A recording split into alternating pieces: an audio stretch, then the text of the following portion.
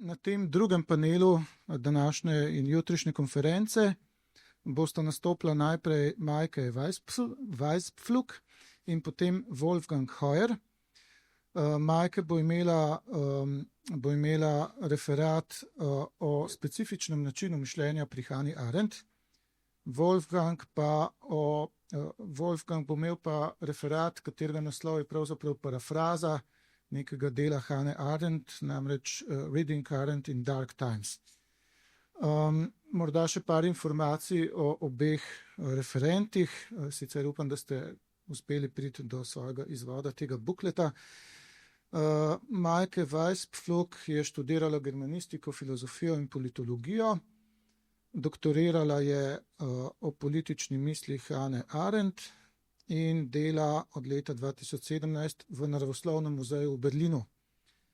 Wolfgang Heuer je pa predavatelj na Svobodni Univerzi v Berlinu, sourednik spletnega portala, posvečenega mišljenju Hannah-Arendt. Bil je gostujoči profesor marsikje po svetu in objavil je vrsto pomembnih referenčnih knjig in drugih del o mišljenju in teoriji Hannah-Arendt. Zdaj, dogovorili smo se, da bo najprej kolegica Weißpflug imela svoj referat, verjetno kar tamle za govorniškim odrom, kjer je boljše ozvočanje, potem bi temu takoj sledil tudi Wolfgang Heuer. Svoje vprašanja pa prihranite za zaključni del tega panela, ko bi potem imeli diskusijo o obeh referatih. Maike, please.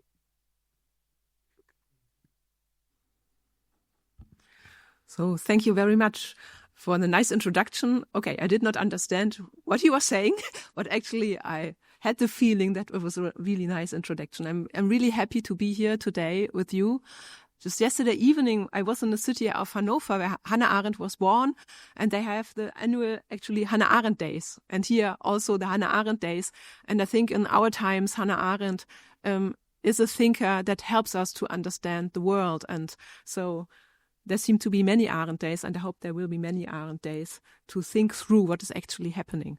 So today I want to talk to you about the specific style of Hannah Arendt's thinking. That is a topic I've been concerned with a couple of years, and I wrote my dissertation about it because I was thinking has been so much written about Hannah Arendt, but I had the feeling that there's still, I had to grasp it on my own. So, Hannah Arendt's specific style of thinking. It has often raised the question, her style of thinking, what Hannah Arendt actually was, a philosopher, a political scientist, an intellectual, or a critic? What clear is she often caused irritation. When Günter Gauss asked her about the criticism about her report on the Eichmann trial in Jerusalem in his famous television interview, and I hope you all know it because it's a great interview, and I think to understand Hannah Arendt, one has just to watch this interview again and again, and it's the best introduction into her work. But she replied to this question. She said, "The tone is largely ironic, of course." And that is absolutely true. In this case, the tone really is the person. If I am accused of having denounced the Jewish people, that is a malicious propaganda lie and nothing more. The tone, however, is an objection to me as a person. There is nothing I can do about it. With such succinct statements, Arendt certainly contributed to the fact that the way she said something, and not necessarily what she said, caused a considerable stir in one hand, but on the other hand, has hardly been examined in detail to date. Another reason why Hannah Arendt's mindset, as the way she thought, and the internal connection between this mindset and what can be understood as Arendt's political theory, have received little attention today, is the way in which the history of ideas has been written and understood. For example, how we usually interpret political theories. Examining an attitude or a style of thinking basically goes beyond our conventional understanding of what a theory actually is. After all, as political theorists, we are used to reconstructing theories systematically and rationally. and as historians of ideas, we are used to understand theories in their historical context. What I propose is that Arendt's political thinking, however, is relational thinking and should be reconstructed as such. So, what does it mean? In this well-known television interview, Günter Gauss asks Arendt whether she wants her work to have a broad impact, and she says no. She replies, she wants to understand, and when other people understand in the way that I have understood, it gives her a satisfaction, a feeling like a feeling of home. Arendt's thinking constantly revolves around the question of what relationship or this kind of relationship political thinking should and can have to the world. Specifically, she asks herself, why is it so difficult to love the world? Karl Marx had formulated in his famous thesis on Feuerbach, philosophers have only interpreted the world in various ways. The point is to change it. According to Arendt, Marx commits precisely the cardinal error in understanding politics that had already afflicted the entire philosophy before him. Even the expression changing the world testifies to for Arendt, a problematic idea which leads to political violence and that is possible to plan, control and dominate action. She says, wanting to change the world, transferring change from the sphere of action to that of doing would be strange, because one wants to change precisely that which is by definition changeable, if it were not possible. By prescribing purposes for action, one turns it into doing and removes precisely the element of changeability. In other words, changing the world always boils down to definitely preventing people from changing and acting. So for Arendt, Marx ultimately belongs to what she calls the great tradition, or more often the Western tradition of political thought. What they all have in common is that they place production above action, thereby misunderstanding action in a very fundamental way and misjudging the world-changing potential of political action. She says, the Western tradition of political thought began with the philosopher first turning away from politics for the sake of philosophy and then to return to it and impose standards on the realm of human affairs whose origins and empirical basis lay outside of the political sphere, in a realm that is explicitly defined as the most alien and unknown to human affairs. For Arendt, the task of political theory is neither to prove moral guidelines or justification for action, nor to control politics or prescribe anything. However, Arendt also seems to be telling us that we should rather learn to trust that the antidote to political evils cannot be found in theory, but only in action and dialogue itself. In Arendt's view, it is the invention of philosophers to transfer the necessity of justification from the realm of politics to the realm of philosophy.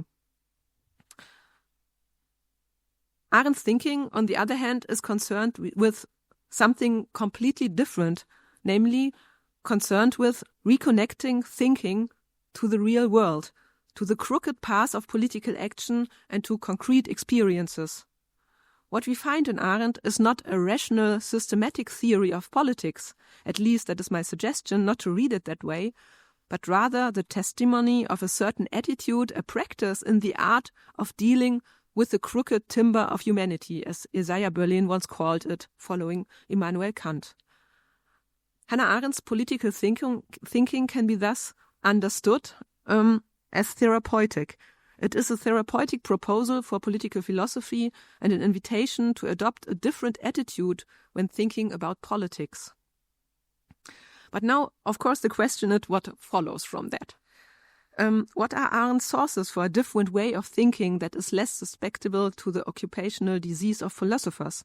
In her sketches for a planned but never completed introduction to politics, Arendt asked herself, if not the philosophers, who should give us information?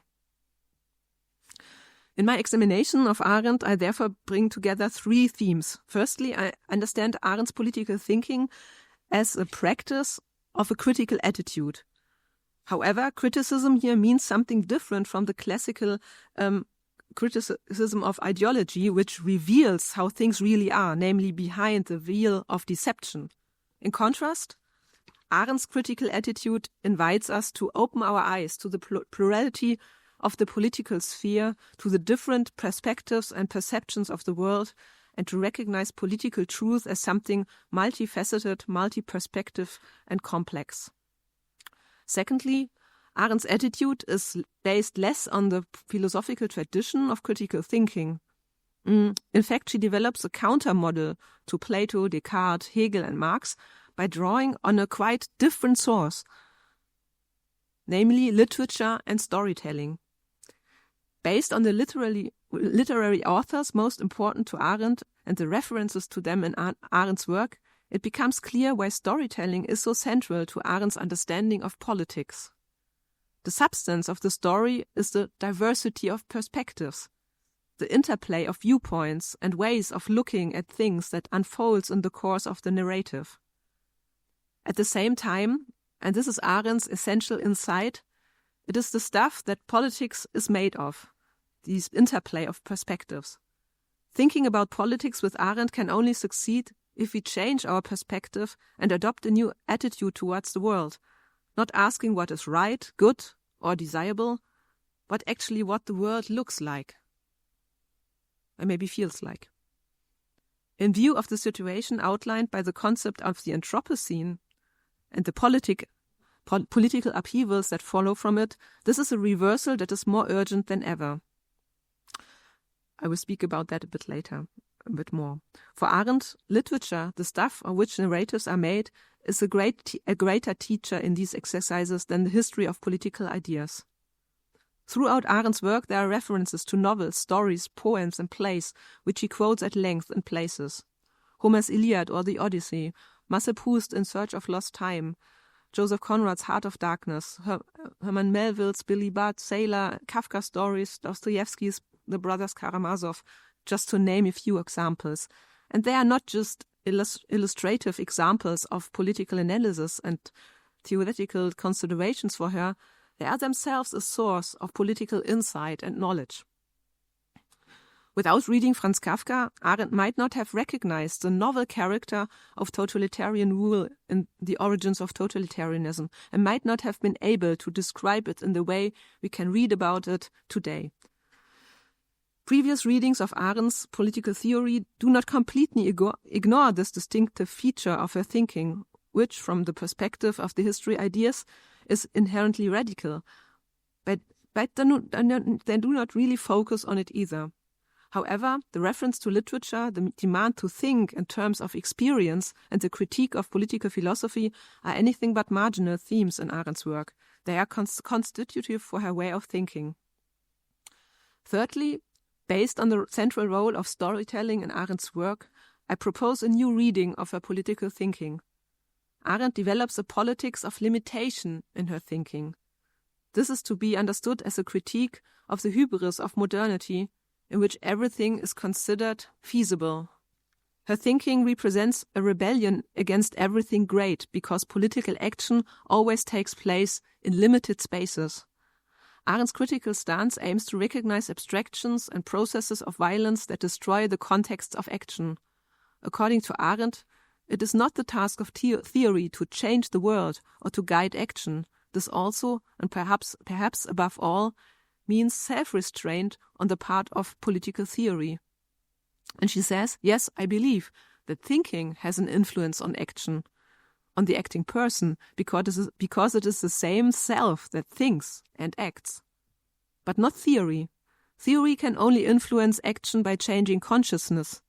But have you ever thought about the number of people whose consciousness you will have to change, therefore to change the world? For Arendt, on the other hand, storytelling is a means of acquiring experience through stories and recognizing the limits of what is feasible. According to Arendt, thinking poetically therefore always means thinking within limits.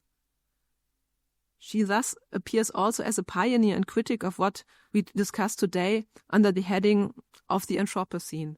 Arendt does not yet use the term, but in her examination of the role of technology and the relationship of humans to earth and nature, which began in the 1950s, she contributes arguments that we can draw in today's discussions. She develops a strong critique of alienation from the earth and the world and criticizes the belief that nature and humans can be controlled equally through technology and politics. She counters this with an attitude that turns to the concrete, the small details, our senses and experiences, while at the same time asserting that it is only on this small scale that we can find freedom and actually act politically.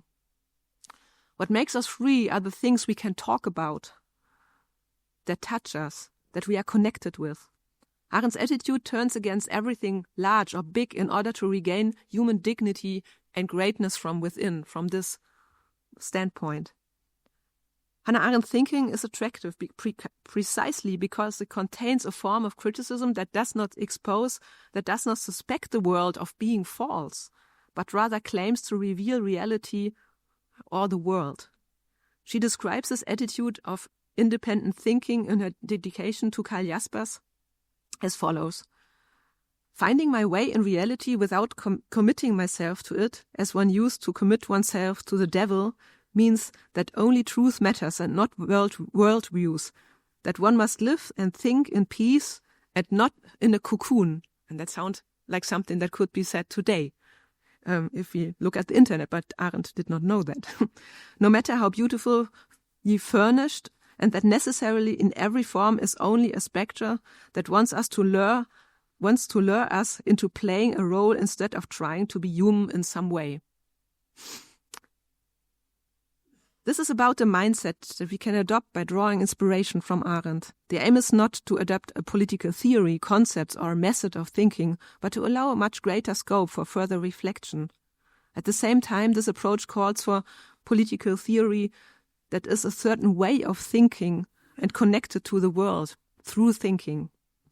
Uwe Jonsson once described Hannah Arendt's attitude as an attitude of independence that objectively observes the egoism of hostile groups and refuses to be forced into any judgment other than its own. Arendt appeals to the fundamental solidarity that humans are capable of their actions. It is the spontaneous forces of human life that elude society's conditioning and to which poets, much more frequently than political philosophy, have erected monuments. In the Anthropocene, we are now experiencing an interlocking of society and nature. Human intervention in the nature of our planet, or into the nature of our planet, has long since become a question of human rights. In the prevailing debate, we tend to see the solutions to the manifold political, ecological, and economic problems in a greater degree of control and domination of humans and nature. But neither nature nor humans can be centrally controlled on a global planetary scale. Inspired by Arendt, I think thinking about politics in the Anthropocene in terms of its actual fragmented, asynchronous and multifaceted nature is important. Climate change, biodiversity loss, and the many other Anthropocene changes have different, possibly contradictory effects in the same place, in different places and at different times. Yes, they mean different things to different population groups, institutions, individuals, ecosystems, species, habitats, and landscapes. In other words, if Arendt's diagnosis that humans, modern humans, have begun to act within nature is correct, then this also means that we need a new political concept of politics and ecology, a concept that is no longer based on the separation of humans and nature and expresses the self-contained cycle of nature on one hand and the social, economic, and political activity of humans on the other. Instead, the new concept of political ecology must focus on the relationships between humans, human activities, natural things, and processes. Transforming these relationships into relationships in the mode of action rather than just controlling it requires the creation of perceptible spaces for action because, according to Arendt, relationships of actions are relationships within a limited range. They are limited by the fact that we must be also able to understand what we are doing with our senses. We have to imagine what we are doing. The devastation wrought by contemporary global capitalism is only possible because of the abstract nature of economic relationships. Arendt's critique of modernity, which she sees as meaning the disenfranchisement, difficult word, of the individual and the domination of abstract science, starts with this abstraction. The only remedy for this abstraction is to listen to the diversity of experiences and the voice of the concrete. We can only make political and self-confident judgments because we are sensually at home in the world. According to Arendt, everyone is an expert in politics because we can judge things on a human scale, even in times of globalized and highly complex economic cycles, apparent constraints and global environmental devastation. Or let us say, precisely in view of these dimensions of human activity, it is time to reclaim the power of judgment and the courage to judge the world according to appearances and to think for ourselves. In insisting on the possibility of having concrete experiences and thus overcoming thought patterns, Arendt's attitude of perspective, independent thinking differs from what is called the widespread relativism today, where every opinion seems equally valid, and that what follows from then these conflicts. But there is a difference between populist climate denial and the experiences of the people of Kiribati, whose homeland is sinking into the sea. We need these stories, we need these experiences, so as not to lose the world. Arendt's attitude draws its strength from stories and literature that embrace and preserve the diversity of perspectives. Hannah Arendt encourages us to view the world centrally as a refuge, a treasure trove for human self-awareness and for the possibility of freedom. Thank you.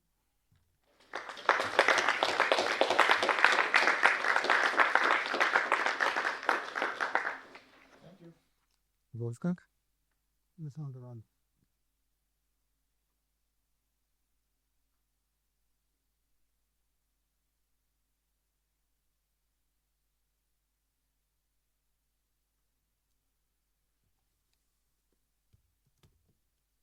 Hello, everybody. Thank you, Vlasta, for the invitation to be here, to participate here. It's not the first conference you organized, and it deserves a whole afternoon talking about your merits in politics and philosophy, in creating Peace Institute and whatever, and the atmosphere is underneath here. But I don't have any time, so I have to concentrate on my paper. I changed the title, which is now What Remains, Thinking with Arendt in Dark Times, and it's a work in progress. The third chapter, which is announced in the program, fell out. So I have three parts. The first part is amusing, the second is complicated, and the third is quite interesting for further investigation. 50 years after her death, I would like to ask our thinker a question. What remains, Arendt? What remains of your intensive work, of your attempt to redefine vita activa and vita contemplativa, as well as forms of government and political phenomena? All of this in the form of paths of thought, fragmentary, from the concrete to the general. What remains means, is it still relevant? Has it been understood? And who determines what is understood? All aspects of Arendt's work can be combined in an existential philosophical republicanism with institutions, civil society, and political actors. But Arendt was less interested in political science blueprint than in reflection, openness, thinking, repeated reflection, definitions, and understanding. She wanted to get to the bottom of the secret of thought and action, and thus to replace the traditional vita activa and vita contemplativa. An experiment, she would say. She was radical in her goal and critical in her method. Has Arendt become a classic? Has she ceased to be radical and critical and instead become harmless and accepted? Her work is threatened to grow into a largely apolitical provider of high-quality studies, which, given the prevailing publishing practices involving peer reviews and journal rankings, are undergoing a homogenization that contradicts Arendt's idiosyncratic approach. I want to look at three aspects here. First of all, a certain aspect of her biography. Second, the exceptional role she assigns to thinking. And finally, the loss of authority in a changing world. All three differ from our usual visions and views on what a biographical process is, what thinking means for Arendt, and why authority is essential for politics and freedom. So let's have first a look at her biography. I'm concerned here with Arendt's courageous existence, looking back at her path from, as she called it, a girl from a foreign country to an increasingly well-known thinker makes this seems inevitable. But we know only too well that inevitability is a miracle. Looking into the future always confronts us with uncertainty and darkness. Nothing happens inevitably. Arendt's view of the future and her decision to flee Nazi Germany was risky and required judgment and courage. The same applies to her work. Describing tradition as broken in order to replace it with the unknown, the completely new, is a hazardous undertaking. Contemporaries may well have said, she is crazy. Do you miss pre-war Europe? The German journalist Gauck asked her in his 1964 interview, to which Arendt replied, I don't miss it, I can tell that you. What remains? Language remains. Nothing more, neither humanism with Kant, nor existential philosophy. Language is indeed nothing less than a mobile system of signs and sounds through which phenomena as diverse as poetry, culture, values, and experience are stored and retrievable. Language is an expression of thought. It can be rich, as with Arendt, or poor and cliched, as with Eichmann. It determines our access to the world. Arendt was 27 years old when she fled with this language.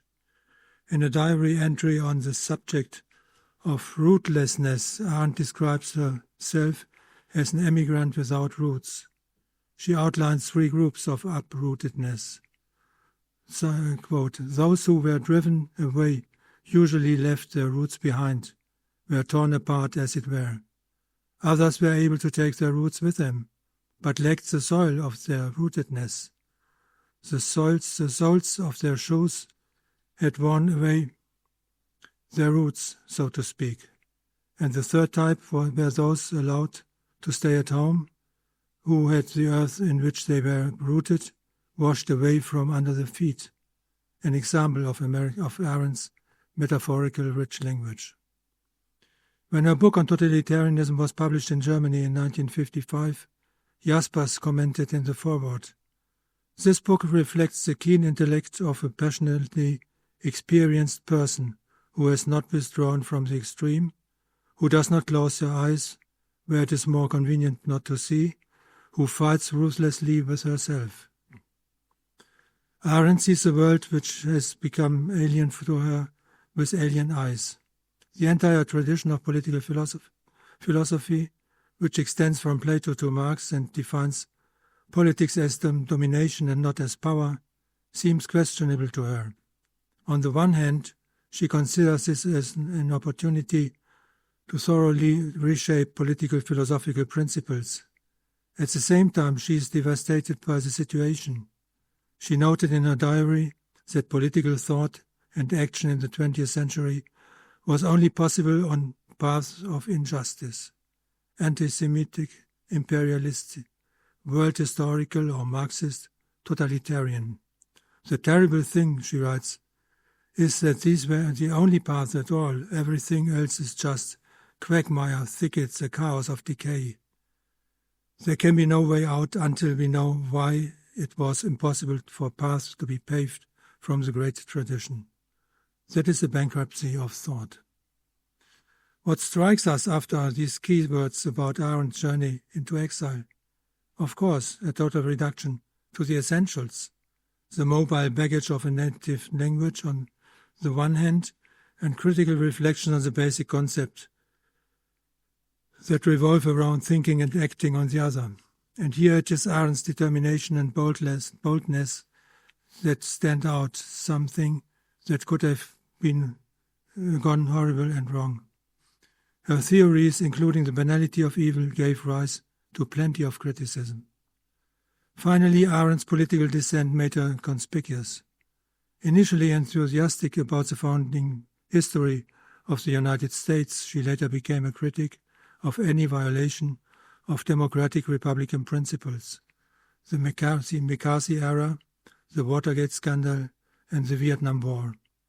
The FBI kept a file on her, and during the Vietnam War, she considered returning to Europe.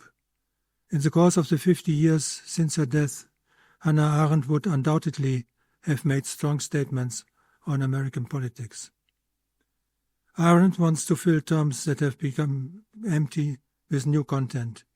These are, as she wrote it, freedom and justice, authority and reason, responsibility and virtue, power and glory, the key concepts of political language.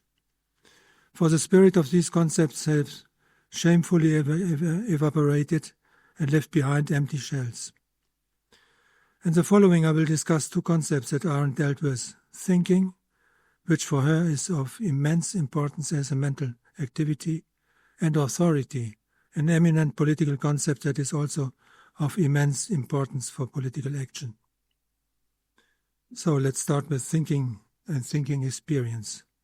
This is not about an experience while thinking, but thinking about what we experience in our world.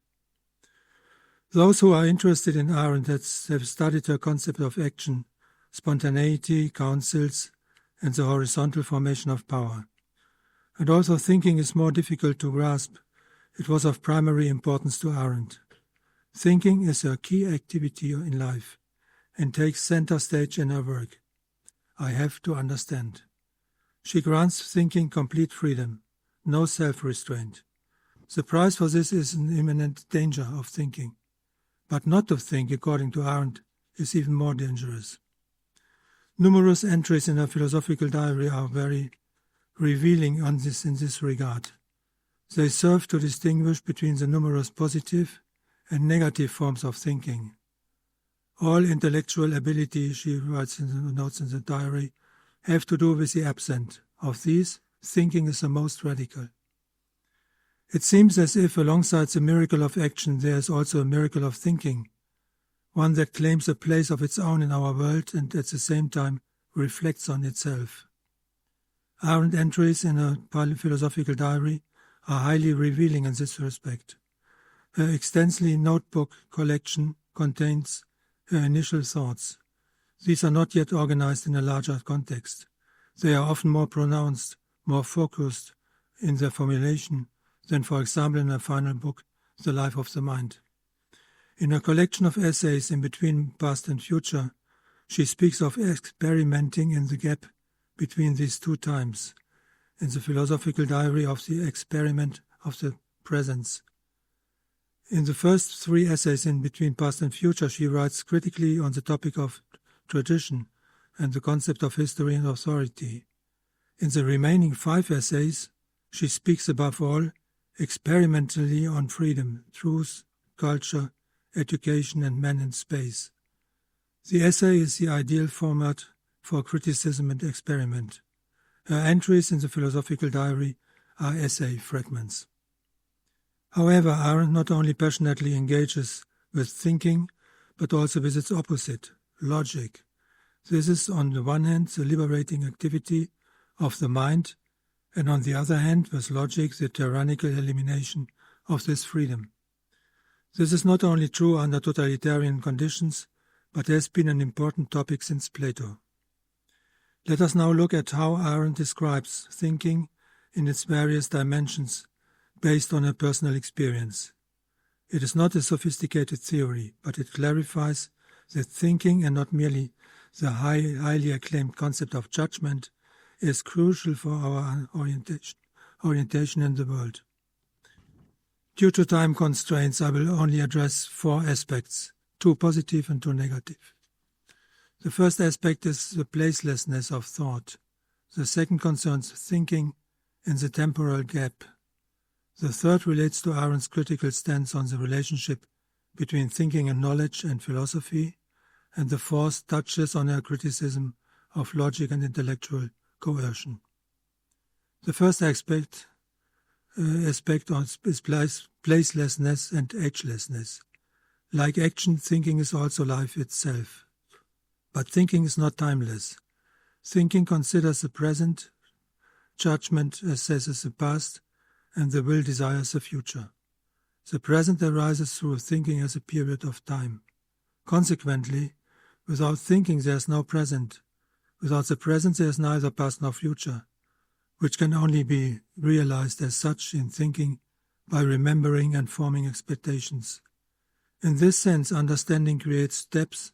Politically, this is the same as becoming, making oneself, feeling at home in the world. The second aspect deals with thinking in the gap. This placeless thinking is located in the gap between past and future.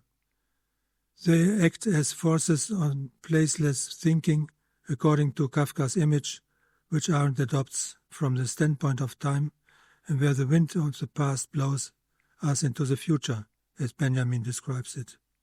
It is also the place between remembering and hoping. After all, thinking has its place in the conflict-laden confrontation with the world. It is about the real experiences of the thinking, she writes, the thinking ego, in its conflict with the world of appearances. Real experiences, she says. Here we are at the crucial activity of thinking, at exercises in political thinking. Her essays were provoked by her experiences. So when you see the truth and politics, lying in politics, civil disobedience and all these texts, these are not only inventions she made at home, but these are results by the experience of real problems.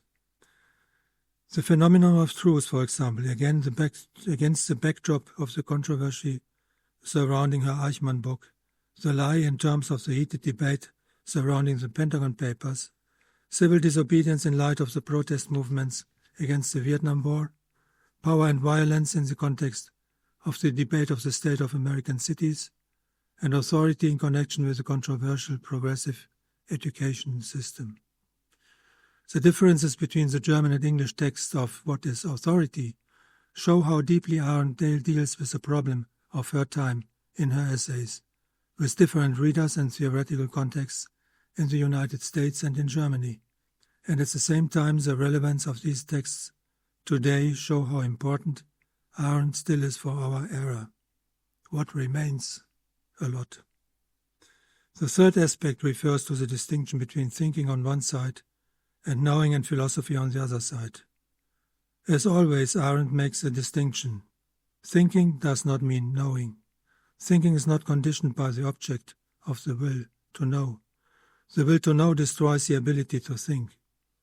Thinking and knowing are at odds with each other. Even if we knew all there is to know, we would like to think. And when I think, I no longer want to know. In this sense, thinking stifles the thirst for knowledge. Socrates, in a similar way, was not interested in accumulating knowledge, but in asking questions. In logic, the spirit of science destroys the ability to think. This is the ability to move and find your way in the realm of the unknowable. Thinking means withdrawing from the world when I think, even when my thinking is concerned with worldly things. Also, thinking is not a matter of logic, knowledge of systems. It consists of thought and dialogue-based thinking. But what does thinking do when it thinks passionately without a place and has no object? It gives history its appearance, it judges and consequently contributes to understanding and gives meaning to events. But how? Through understanding. Understanding is about the obvious, including politics. Understanding in politics never means understanding the other.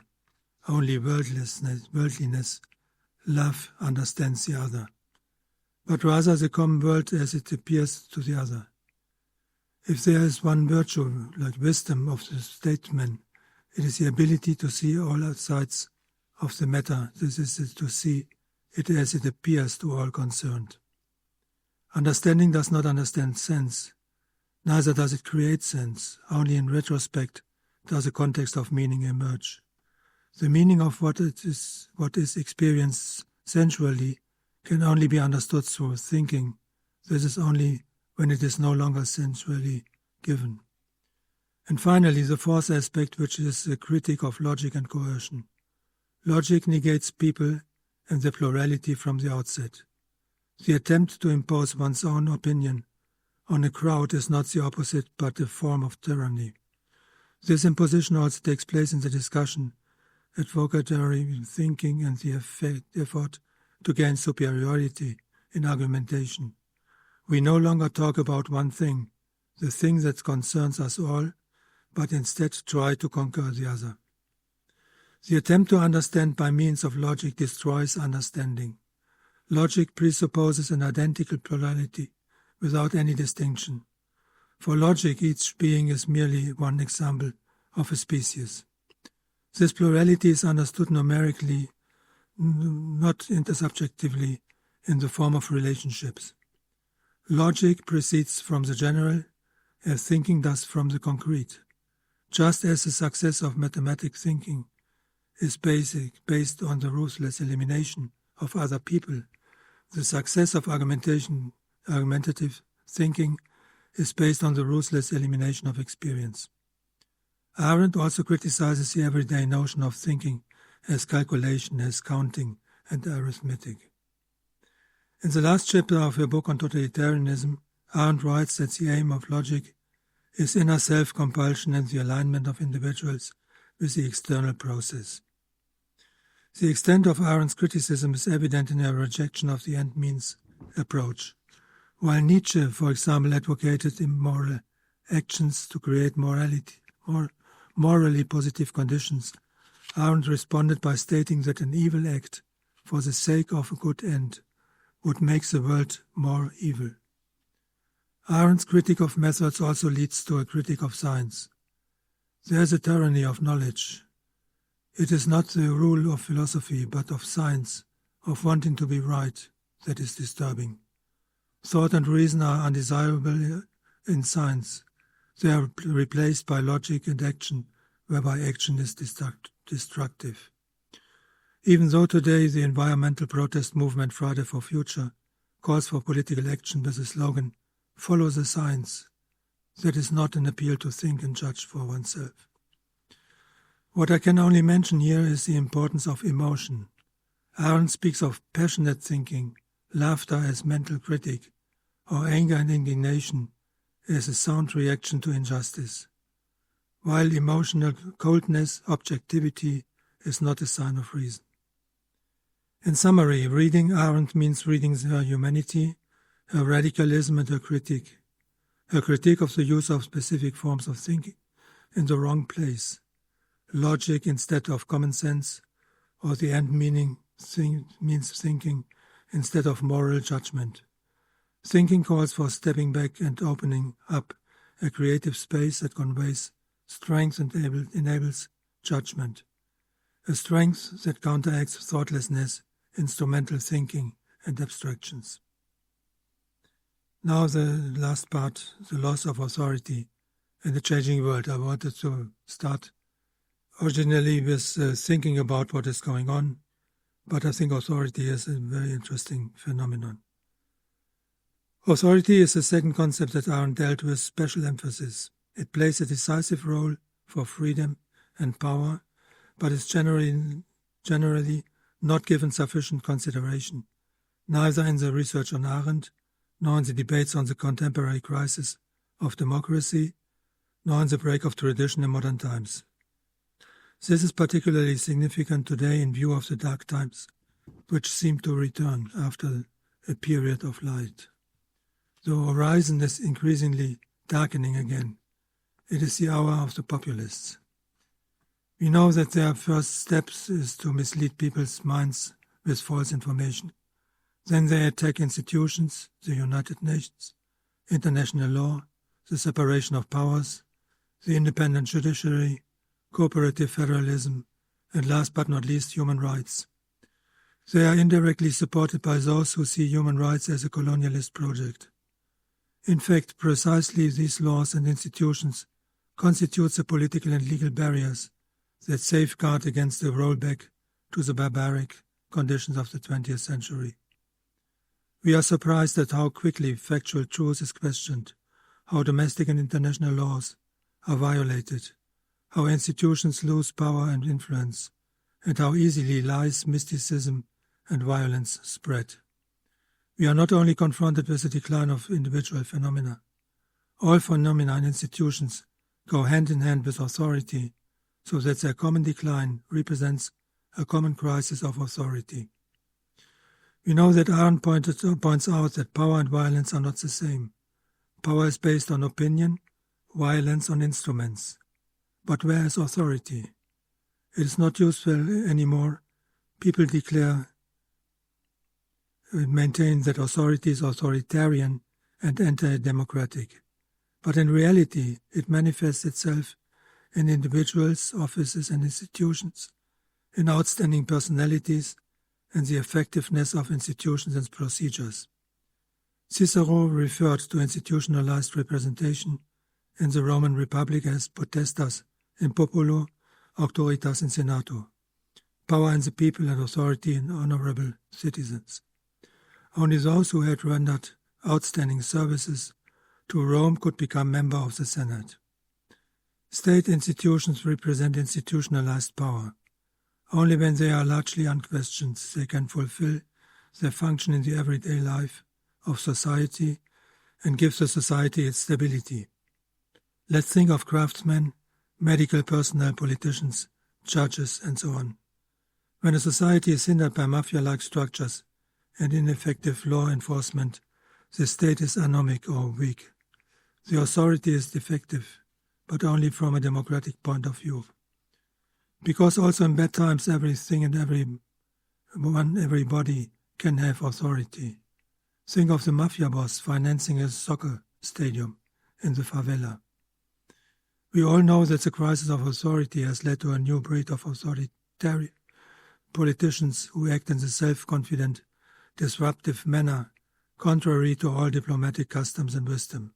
Trump, Milei, Netanyahu, Bolsonaro, then the internet moguls such as Musk, etc. Some of them studied Leo Strauss and René Girard, Adorno and the futurist and later fascist Marinetti. What are they? Oligarchs? Intellectuals? Or are they a mixed species of intellectual oligarchs? It is necessary, according to Arendt, she writes, to recognize that authority and freedom are not opposed to each other. Authority lies between openness and restriction. It occupies a special position between freedom and regulation, action and institution. Thomas Aquinas declared already that power without authority transforms into arbitrariness. Arendt assumes that the loss of authority has gone so far that even the pre-political sphere of human relationships is affected, and she asks, what kind of world has actually come to an end when the concept of authority itself has lost its validity? And she answers, we live in a world where neither the traditional concept of authority nor the traditional concept of freedom is valid anymore. She concludes, when authority leaves, power enters. In other words, when stability gets lost, there may be freedom and action, but not limited and guided by authority. Common action accompanied by authority opens up the space for joint action and at the same time limits it and thus creates stability. In times of anti-authoritarian liberal movements, it sounds like a provocation when Arendt writes, the task of authority has always been to limit freedom and thereby secure it. Authority, politically speaking, is legitimate power.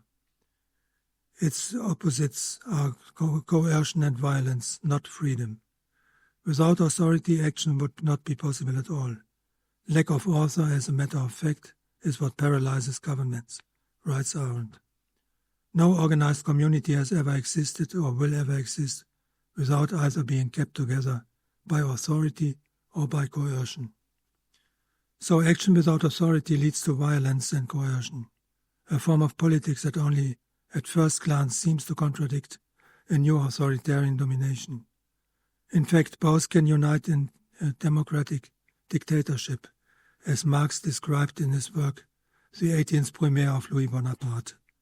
Bonaparte managed to attract the peasants and lumpen by giving them the opportunity to participate in power through elections and referendums. Something similar happens nowadays. Thinking in dark times does not mean withdrawing into an idyllic sphere of unworldly longing for the romantic search for meaning. On the contrary, it entails two things. First, rallying the determination to defend truth and democracy, and second, to strengthen the institutions. It means accepting and defending our anthropological conditionality, that is our plurality and the intersubjectivity of our world. That enables strong citizenship, a combination of action and institutions. Here we can find the authority of a civic republicanism. We find a rare connection between the two in the outgoing Prime Minister of Baden-Württemberg in Germany, Winfried Kretschmann. He entered into a dialogue with Arendt's thinking, the politician with a political theorist. He has recorded his experiences in a remarkable book, which I have here, which was published. It's called The Meaning of Politics is Freedom. Politics, he writes, is about the coexistence and cooperative of different people. It is about freedom that differs from arbitrariness, from freedom from representation, or from politics as business. It is about lived democracy, about places where people are heard and have to have a say, about the connection between I and we, our existence as individuals and as collective actors, about civic republicanism. He did not only talk about these spaces, but created them. This republicanism can help to us create a just and free society, but its authority is still right in the beginning. One of the representatives of such republicanism was the American psychologist William James, who in 1897 looked back on the Civil War and said, "Neither laws nor monuments, neither warships nor public libraries, neither big newspapers nor booming stock markets, nor political skill can save us from decay if the inner secret is lost." The inner secret? He meant the civic spirit. After the Civil War, this had taken on two positive habits. First, to accept the election victory of the other party, and second, to take decisive action against individuals or groups who disturb the public peace. Who would not immediately think of Trump, his claim that the election was stolen from him and the storming of the Capitol? So more than 100 years before, there was the same problem with a solution. The question is very short and simply, do we have the inner secret to resist the dark times? And at the end, coming back to Arendt, I conclude with the words of two of Arendt's contemporaries. One is her friend Mary McCarthy, who wrote in her obituary 50 years ago, "Hannah is the only person I have ever watched think. She lay motionless on a sofa or a daybed, arms folded behind her head, eyes shut by occasionally opening to stare upward. This lasted, I don't know, from 10 minutes to half an hour. Everyone tiptoed past if he had to come into the room in which she lay oblivious." The other is Arendt's assistant, Jerome Cohen, who died last year. He wrote, "To understand Hannah Arendt, you have to be something of an intellectual revolutionary yourself. You have to question things, especially those that have not yet been questioned. So what remains? All, and I think much, much more than this." Thank you very much.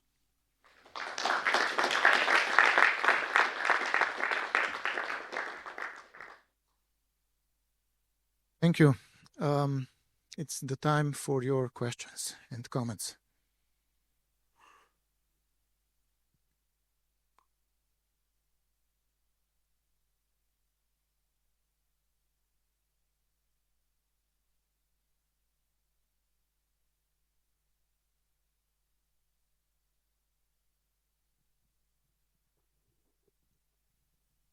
I have just clarification question for Maike first.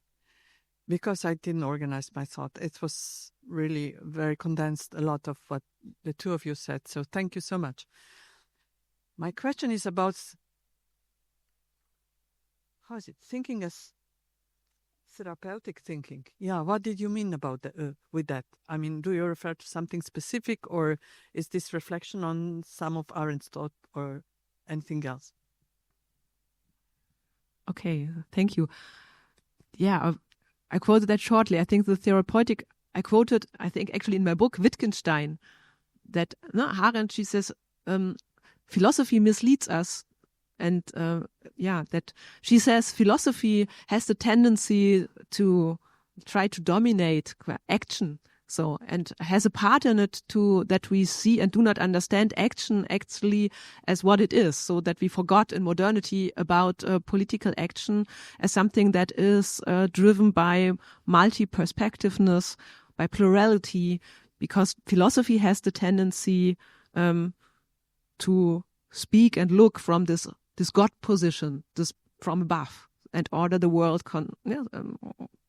concepts and systematically by logic arguments and so on and so forth. And with therapeutic, I mean that Arendt tries to get beyond that, to think, okay, how can we actually reconnect ourselves as thinkers to the world again, to the real experiences, to the other positions. So we had this, for example, this discussion about Gaza and Israel in the morning. And I think we forgot one perspective there, that there was October 7 and the Hamas, they took hostages and murdered many, many people. And that was something, so that these kinds of diving into actual experiences and take different perspectives into account. And that is something that philosophy does not always do, according to Arendt. Philosophy has the tendency to try to give us concepts and describe the world in a way that is not always compatible with the actual experiences we have. So it's something of an attitude to us. How can we as a thinker dive into the world and actually be there, open our eyes? Many of these things are also you had in your talk, so that we actually, and it takes a lot of courage to do these kind of things as a thinker, as a philosopher, to step out of academia and to go into the world and do some kind of interventions like Arendt did. She wrote many of her texts as an intervention to things that were actually happening, and then often she failed in a way. And that is something, and that's what I meant with therapeutic, that actually philosophy is part of the problem. That is not something Arendt said, but Wittgenstein said, but I think some of it you find in Hannah-Arendt, that we should not trust philosophy so much in giving us some truths, but actually try to think through our experiences and be part of the world as philosophers, or more than political theorists, because Arendt said, I don't want to be called a philosopher, but a political theorist. And a political theorist means to be also involved.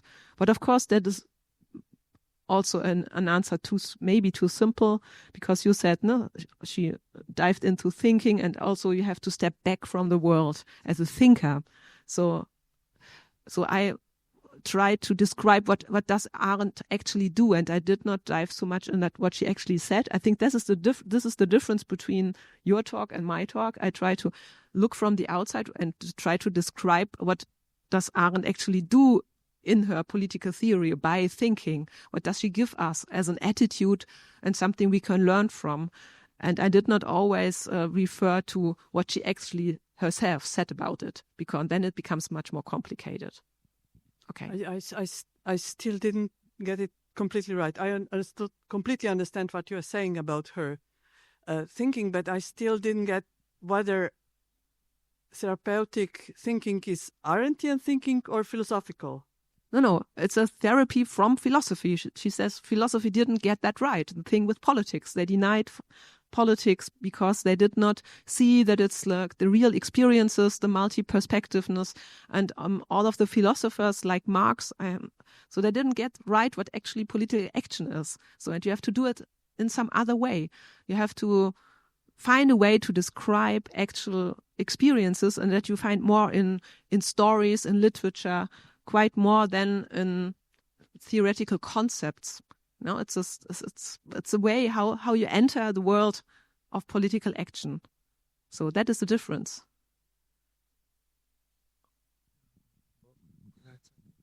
Yeah, yes. I think we are in the research, as we too are at the moment in a stage where it becomes difficult. We are interested in method, in definitions in Arendt, and we are diving or not into the deep water where we think they are the roots of the definition of thinking, and they are not. I was asking myself, what is thinking then? When all these aspects are collected, is this not without means and ends? It's a need. It's not so to understand. Understanding is something different, and at the end, you are without a final definition. You have an interpretation. You can describe it, but it's open. The same with action. What is action? And then with the authority, now I come to action needs authorities, which we never discussed before. So she discussed it, but more with people reputation, with the educational system. But the authority is something which Arendt refuses any adding of moral standards, of values to the concept of action and intersubjectivity, because she doesn't want that action in politics is pre-managed before the people are meeting without any preconditions, preconception, and so on. So everywhere you come to a point, you say, this is very public space, for example. We are making for Hannah-Arendt next year a number. It's about the public space in times of crisis. What is a public space? We would say Hannah-Arendt says public spaces where the people meet each other, and there's the in-between, and blah, blah, blah, blah, blah, blah. So, and then we come in some moment, the public space is in danger now, okay. But do we conceive the public space really as a public space which is very limited, which is a place of power play, and so on, and where can Arendt come in to this? So I think everywhere in the work of Arendt, you come to difficult situations which you have to decide how you see them. You add something, or you leave it open.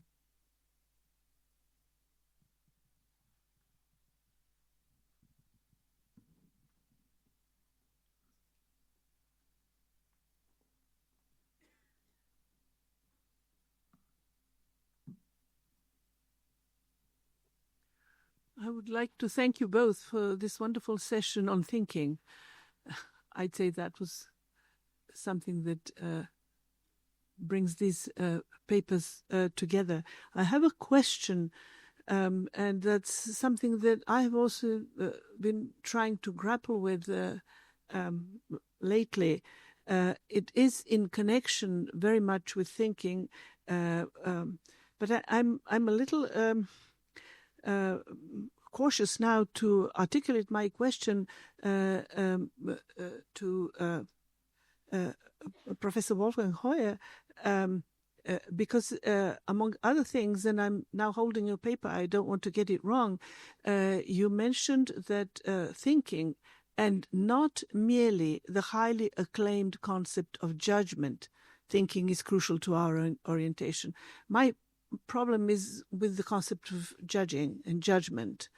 And following the structure of the life of the mind, it's almost put thinking, willing, and then judging. Of course, judging, we don't know everything that we had hoped if Hannah Arendt had lived to explicate that. But is judging something that you, following this, dismiss at the expense of thinking? Or is there any connection between thinking and judging? especially given the fact that there is a lot at the beginning of Life of the Mind on her differentiation between vita contemplativa on the one hand and vita activa on the other hand. There were some texts written that judging is actually the bridge between vita activa and vita contemplativa, which I would be very also cautious about. But I don't want to go on. I'd rather hear you say something about, is judging something that we should dismiss? Yeah, there's a little provocation which I made there to wake up call or whatever it is, because it's very right to work with the concept of judgment in Arendt, also the reflection, the reflective judging and so on. It's very important. It goes in a discussion with Kant, and I didn't want to touch it. Only valorize the thinking. What is the thinking? The thinking in the case of judging, I think it's more imagining the situation, various standpoints, and then you judge about something. But her thinking goes farther. This is there, but this is also, she lies on the sofa. What is she doing there? The ideas, the images, the thinking is going back and forth and leads to judgment, but not, she doesn't say this without results. She doesn't want to have results, something which is pre-organizing, also with limits. No, thinking should be completely open. And it's a natural need. We must think, if not we get crazy, no? But it doesn't diminish the other. So there is a little bit like the question, are there two thinkings? How do you see this? The missing points in Arendt.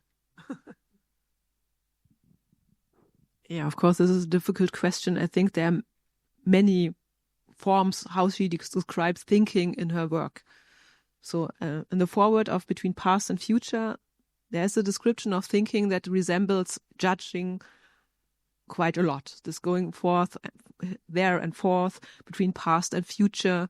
And so there is some connection. There seems to be a connection between thinking and judging. And then on the other hand, it seems to be really two distinct activities of the mind.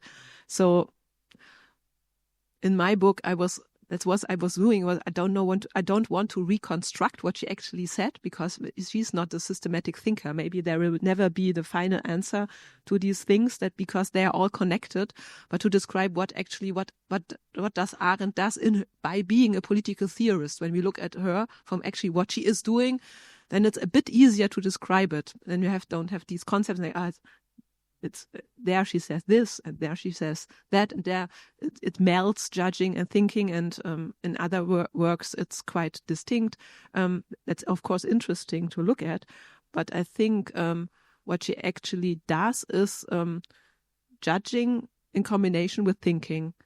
Thinking is important if you think about concepts, for example, and she says concepts have to be filled with experiences, and then of course you need judgment, because judgment is the way to process experiences, to go through the different perspectives and actually what is the content of a concept like authority.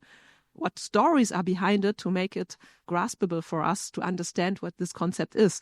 So, of course, you need to think, and the action of thinking in Arendt is, she says, okay,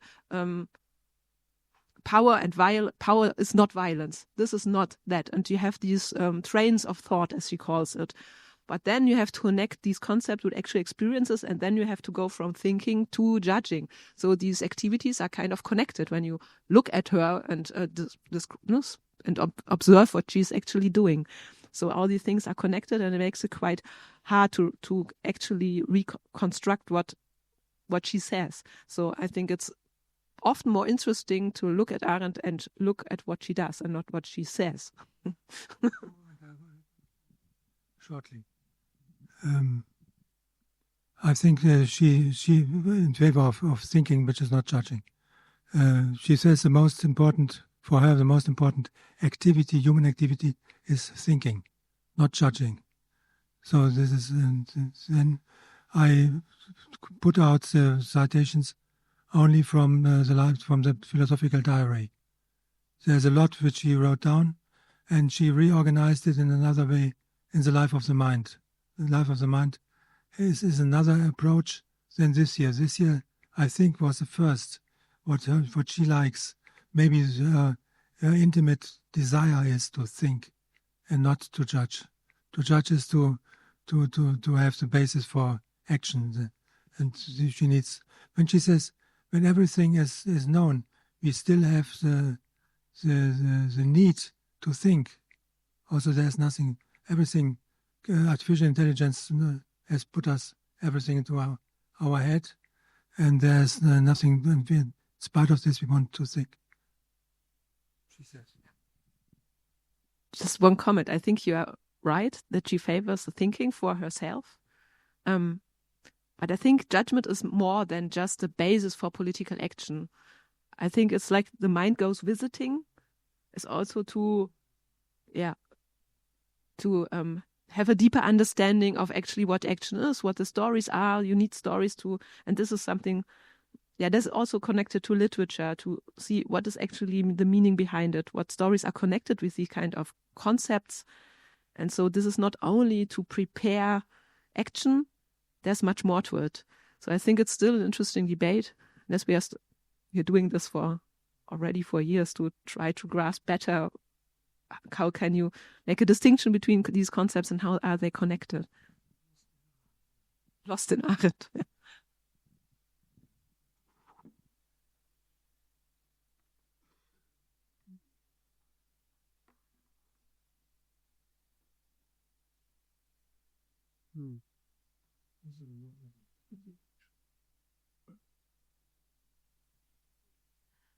My question is regarding her perception, since you're both doing research on her for such a long time. Do you feel like, or have you realized if there is a change in how she's perceived over the years and over new generations who do research on her and her thinking, or would you say that it's pretty much the same over the years? I don't know if my question is clear.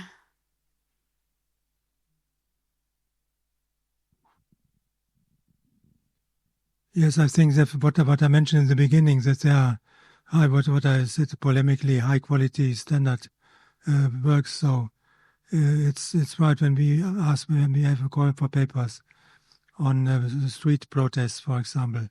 There come a lot of papers, abstracts, which are very good, which you don't need so much. For other things, I think too, the research is more detailed. It's more in single sectors and not in general. And it started over the last 30, 40 years. The first time was reconstructing, rewriting it to understand what do I read there.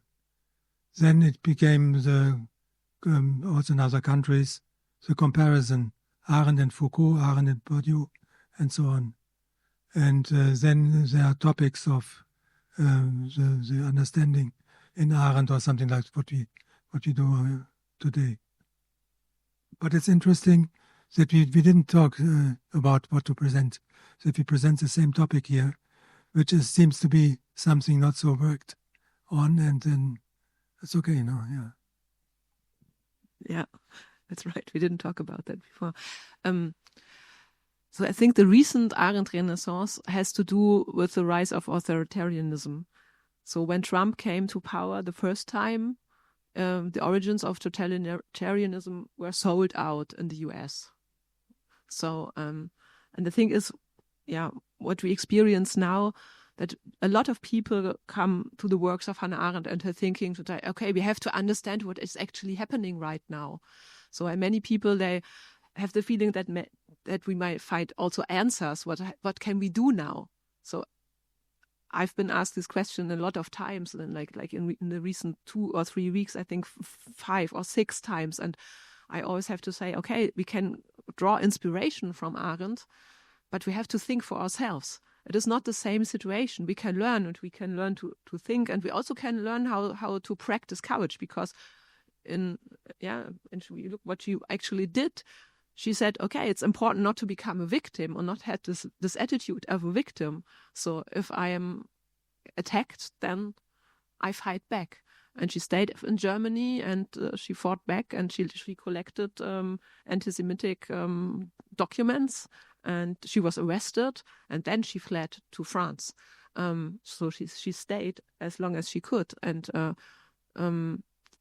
that's something, you can draw some courage from, and also from her thinking how to understand what is actually this authoritarian overtake that is happening right now. But of course, it's not the same. And Arendt would say maybe it's a new situation. We have to think about it and not only have the feeling that we can draw from like that history repeats itself. And this is also something actually you can learn from Arendt, because she says the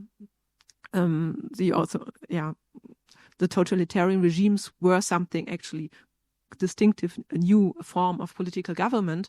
And maybe what we have to learn now is to see the rise of authoritarianism and what is happening also as a new form, and to understand it for our times. And but of course, Arendt can help us to understand, but not in a way that we can read the book and then know what to do. Or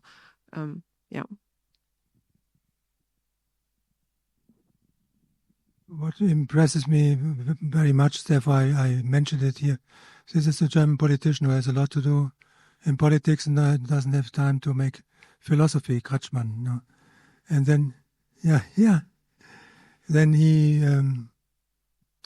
he always said in talks and in the public, as Hannah Arendt says, the meaning of politics is freedom. And you say, okay, this is blah, blah, blah. But the book is very good now. This is about the plurality, about action and so on. And his politics is in favor of constructing the I and the we, the in-between, the not collectivity, but the common politics. Something like civic republicanism in concrete and in dialogue with Arendt. Because you have to understand what means plurality and intersubjectivity in Arendt to go on with politics, I think. And he understood it. And I think this is remarkable. Okay, it's not a philosophical work, but I think it's a good introduction to don't be elitär.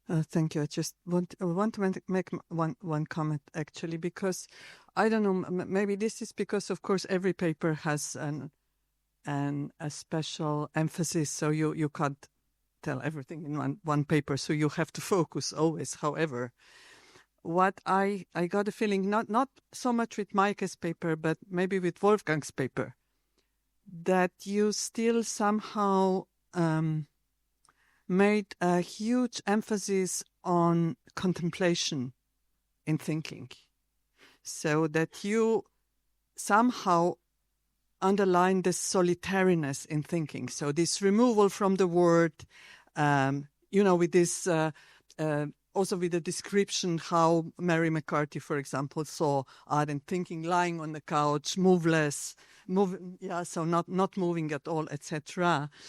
And I was just thinking, because, it's been a while since I've been reading The Life of the Mind. Actually, I've been reading it together with my colleagues. But I do think that, basically the first question is actually, how to get over thoughtlessness, how to get over non-thinking individual who is at the end not capable of judging, that's actually the motive of The Life of the Mind. So, and there I think, this is at least how I've read it, that there is this description of thinking as a real activity, not as contemplation, thinking as active life, actually. But of course, the life of the mind, because at certain point she says that thoughtless life is actually dead. It's not alive. So if you don't think, you don't live, actually. So at certain point, so this I liked very much. So I was Now, this is just my meditation on what I was listening to, basically with Wolfgang, also with Maike. But so I was trying to think. Arendt was actually one of the very few thinkers who acknowledged the role of her partner in her own thinking. And we've heard this today already in the papers and in some presentations here. So it's actually always somehow dialogical thinking. It's not the solitary lying on the couch, contemplative about certain event out there that I'm contemplating now and then. I will explain it. So it's dialogical, is somehow Socratical, and its byproduct, I would say, is then judgment, probably. If judgment is necessary, if not, of course it is not. So I somehow see, and you know, Wolfgang, that I've been interpreting Arendt as in terms of how she describes thinking as a Hegelian, actually. So if you take a look at the introduction to the philosophy of spirit, you will see that Hegel explains thinking as destructive, as something that, you know, everything happens like here. Once you start thinking, and that's purely Hegelian, once you start thinking, thoughts come like flies and suck the lifeblood out of you. I like this quotation. I mean, this is incredible. So it's just my little meditation. So I think it's really, I really see it as very not as contemplative at all, but as dialogical, as Socratic, as active life, as something that causes troubles and that actually destroys you if you think. And then, of course, you know, all these stories about how you destroy your old thinking when you start thinking in new, etc.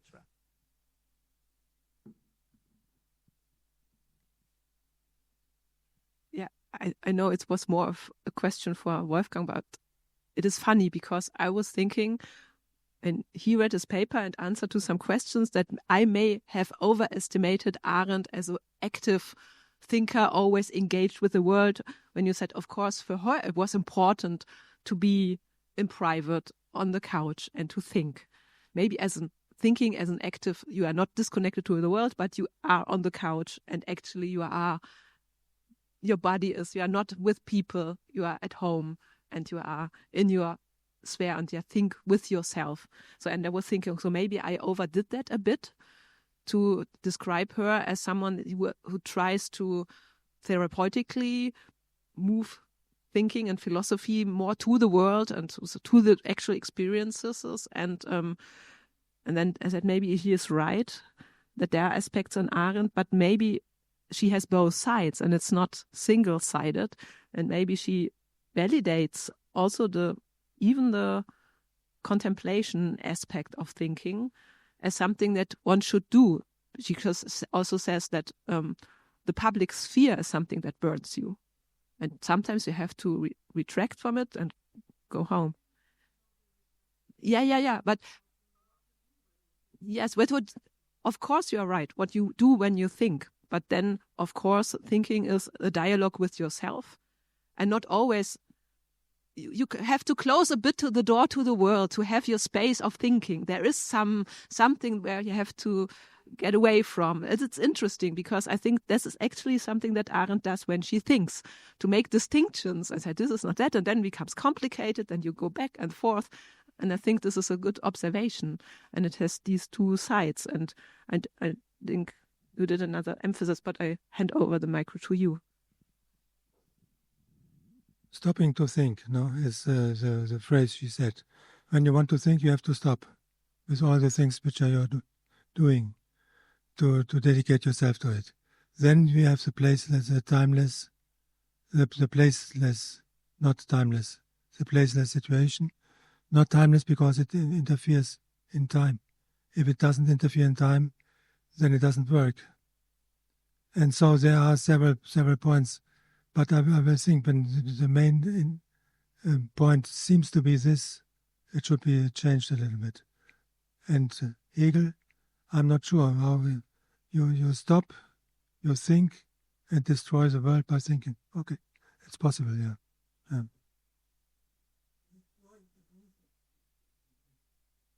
Yeah, disruptive, yeah.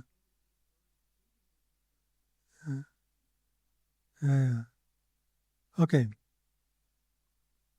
I will think about it.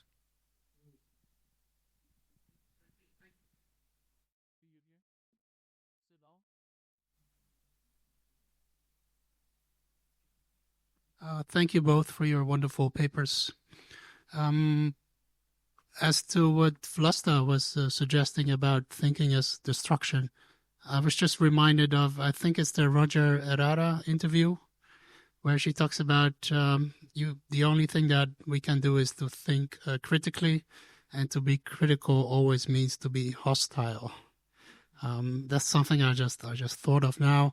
And then the other thing was perhaps something that could connect both your papers is what you said about Arendt looking to these kind of fragments from literature and poetry, and then you use the word something that is condensed, that is kind of these condensed art fragments of condensed kind of thinking.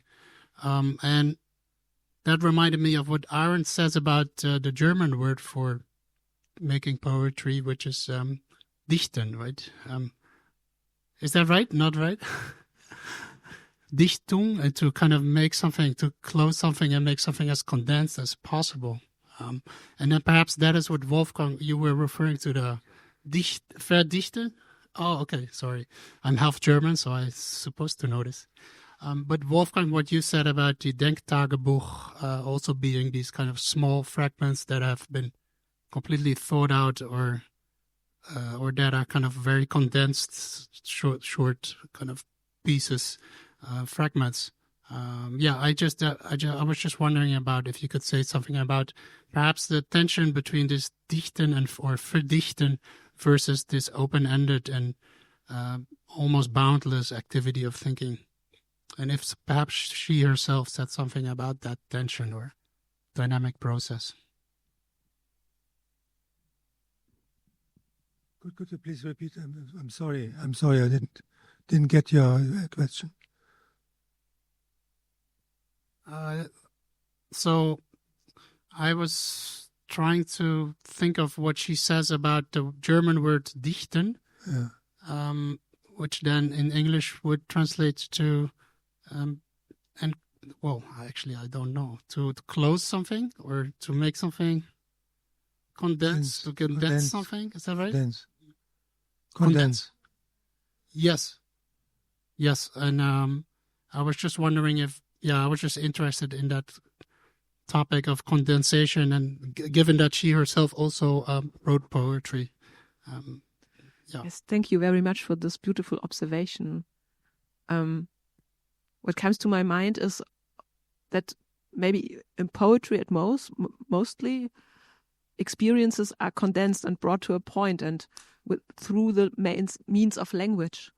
And I was thinking of Kafka's sentence, die Lüge wird zur Weltordnung gemacht.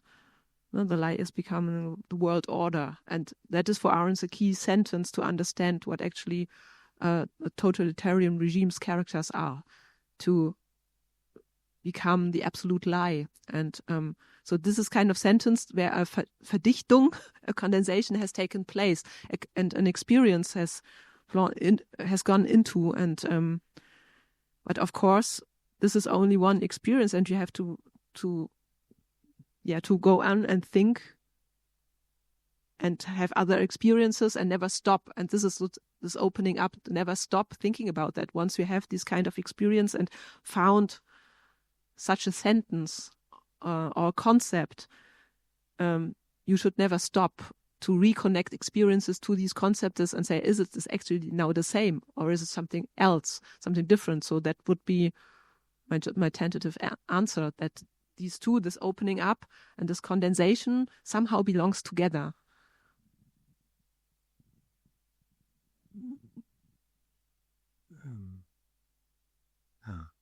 I forgot it.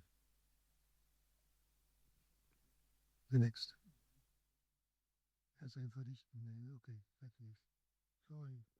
Well, I'm sorry, it wasn't your question. Or observation. I'm not joking. As then it's you.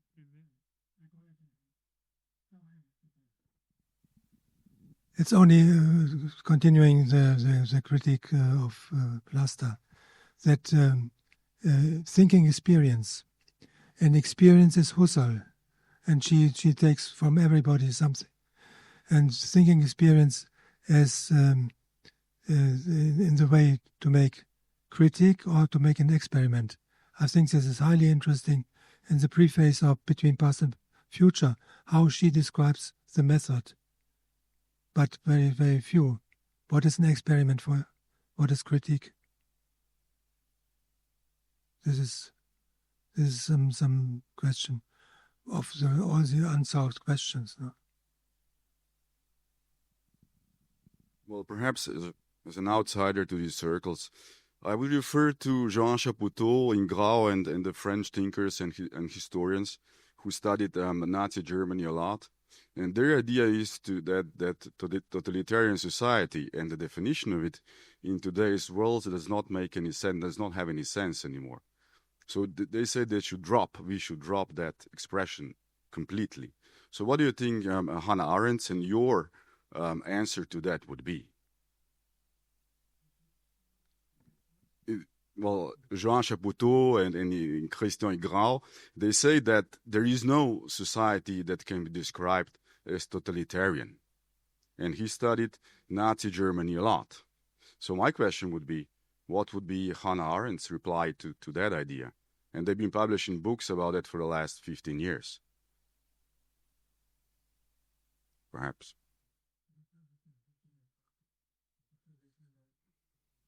Die Franzosen sagen, dass das keine...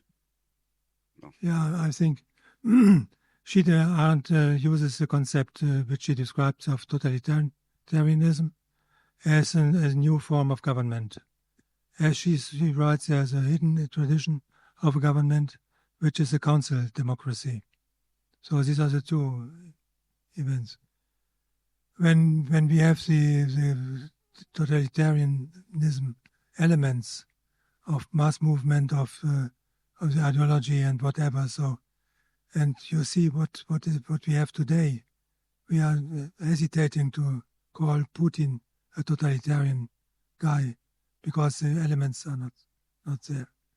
Therefore, I think I'm not sure if there will be a repetition of a totalitarian form of government with all the elements. Yeah, but of course it would be interesting to know the arguments and know the books. Unfortunately, I don't know them. So it's a bit difficult to ask this question, to answer this question. Yeah, I'll give you the references later. But what they say, that there never was anything like totalitarian society. So I'll give you the references later. They're, well, in France, thinkers... I mean, the top of the top, what exists today. So I'll give you the references later. Yeah, thank you. It's really interesting. I haven't heard of these works. Yeah. I have a question for you, Maike. If there is no other... Dasha? No? Okay. I really like the way in which you described the style of Arendt's political thinking, namely a sort of reflection of experiences, of reasons, and of especially meanings of different concrete phenomena in the world. But when I think about some other writings of Arendt, where she's practicing a history of ideas, where she gives some comments of well-known philosophers, it seems to me that this is a different sort of intellectual practice. But now, I don't know, maybe we should speak about several styles of thinking in Arendt, or this second intellectual practice simply does not fit to what you described as thinking, and Wolfgang also, and it is something else. It is not thinking, but I don't know, maybe practicing philosophy in more academic terms. How would you answer to this dilemma of me? I think these both sides belong together. And in most of the texts that seem to be the most history of idea texts, for example, the Vita Activa, the human condition, it starts actually with actual experiences, with the launch of a satellite. So many people think, okay, that's just the foreword or just the introduction. But I think these two sides belong together. And this is maybe the therapeutic part, that she actually is thinking through philosophy and reads them. And as Wolfgang said, she picks some things and ideas, of course. She does not reject philosophy at all. But I think in most of her writings, you find parts and elements of actual experiences woven into these texts. And there is, I think, no text of Arendt I know that is purely reconstructing other ideas or philosophers or concepts, or there's always some connection to actual ideas, and she always says why she's doing that. So, but of course you are right, that of course she is also someone who lives in philosophy and is connected to the history of ideas in a deep way. And so of course she's not a thinker that is like interventionist and always like or activist. So that is something that would overstretch this idea that political theory should be always connected to the world. So she has this side, but she is still rooted in philosophy. So maybe.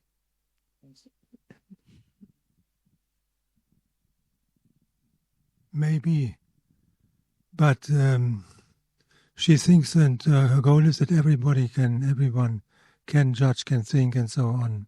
There's no precondition. Only philosophers can judge or think. This is with an open question mark. Again, don't we learn to argue, to think?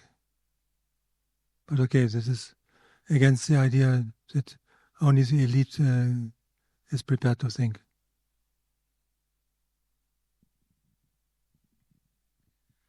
Are there any more questions or comments? If not, it's the time to finish for today. The conference will go on tomorrow at 10 o'clock here in this hall. We will have 2 panels. The second one will finish around 2 o'clock in the afternoon, but this will not be the end of the conference, because at 7 o'clock, Joris Rulofs will have a very interesting combination of improvising jazz concert plus a kind of performance, which means that probably also we will not be just listeners, but also participants. I will not tell you everything, but you can guess that that event could be very interesting. So I would like to kindly welcome you and ask you to come and to participate. Yeah, everybody, friends, enemies, etc. To come tomorrow at 10 o'clock, as well as at 7 o'clock in the evening.